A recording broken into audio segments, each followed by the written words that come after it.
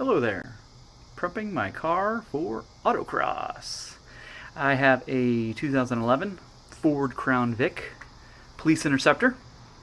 It has 76,000 miles on it now.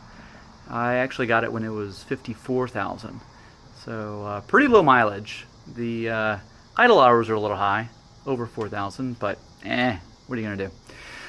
So this is my checklist. This is what I do when I prep for Autocross. I'm relatively new at it. This is my second year. I'm in my second year doing it. And so let's go through the list.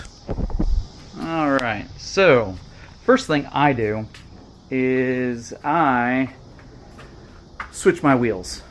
I have 17s, Mustang wheels with all-season tires that I drive pretty regularly, but then I have 18s, 265s, 265s, 35s, and I've been running those almost two years. So 265s will not rub. 275s will rub in the front. So you have to add a spacer, but 265s won't rub. So that's the first thing I do. Then I go through the engine.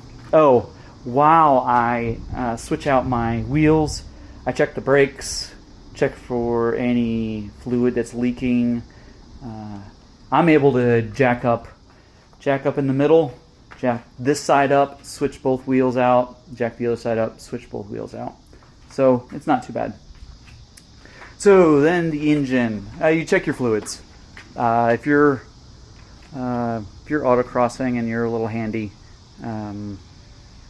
so I mean you check your brake fluid, check your coolant, check your oil, check your trans fluid, power steering fluid.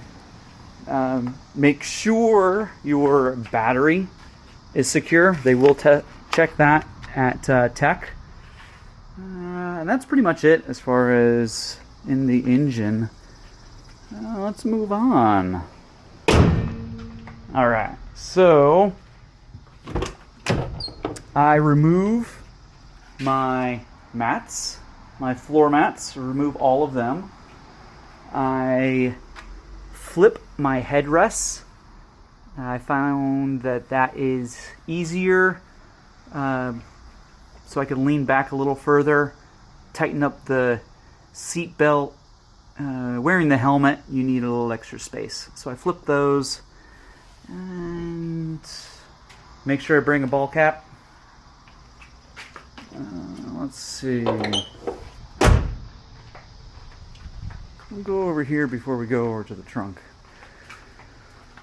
So I also clean out my glove box. I do have a tuner, so I always make sure I bring my tuner because I have a race tune. I have a Marty tune, and he gave me a race tune when he gave me my long tube headers tune. I mean, I requested it, and so every time I autocross, I just switch tunes. In here, I have my camera mounts, and that's it. That's all I have in there.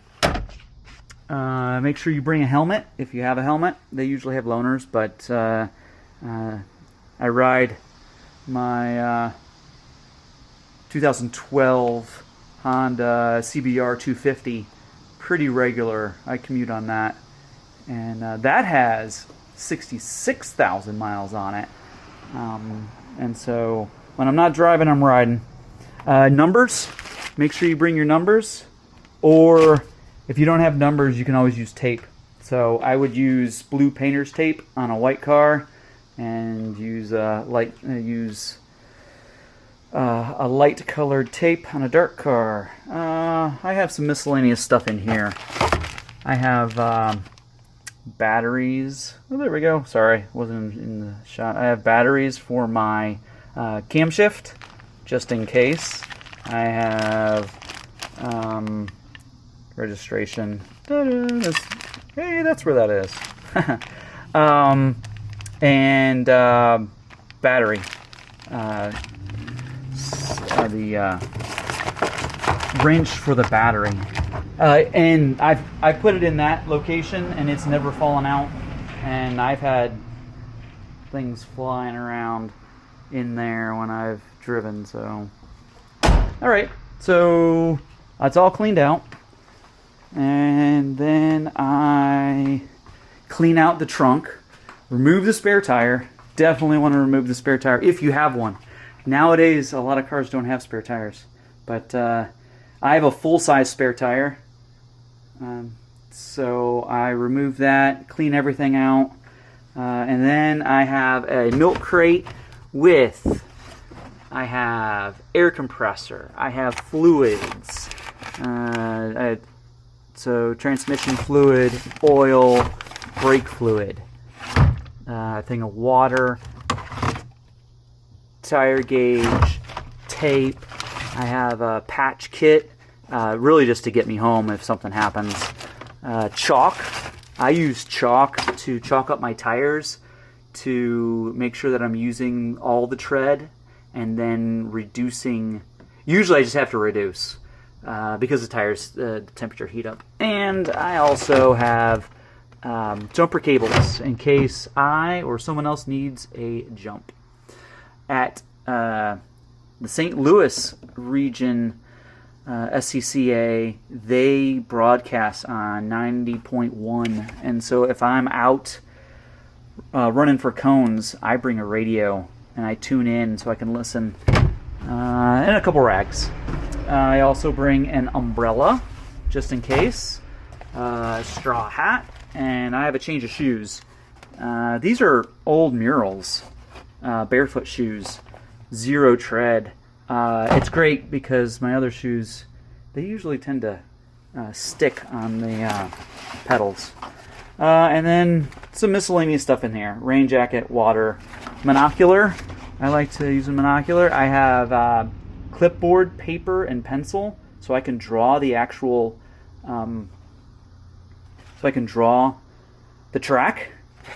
I have also in here, I'm not going to pull everything out, but in there I also have a battery backup and some toilet paper. I have food.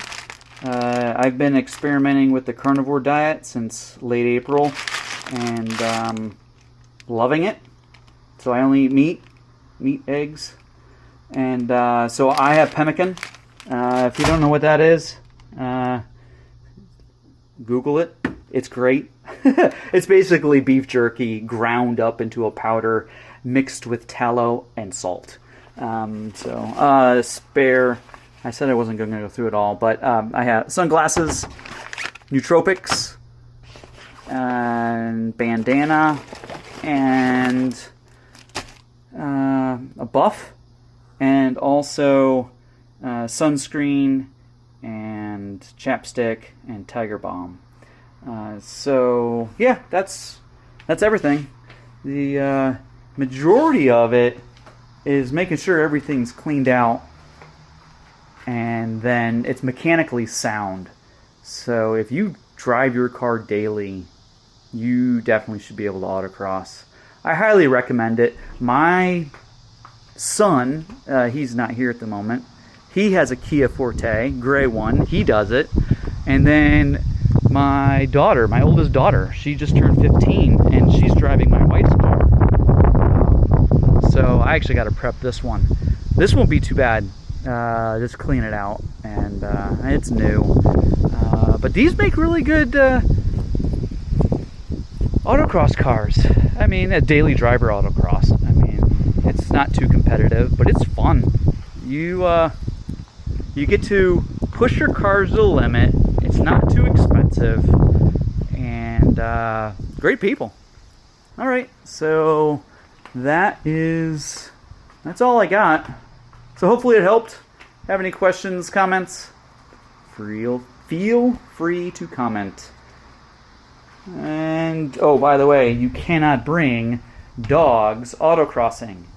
Yeah, they wouldn't like that. Take care.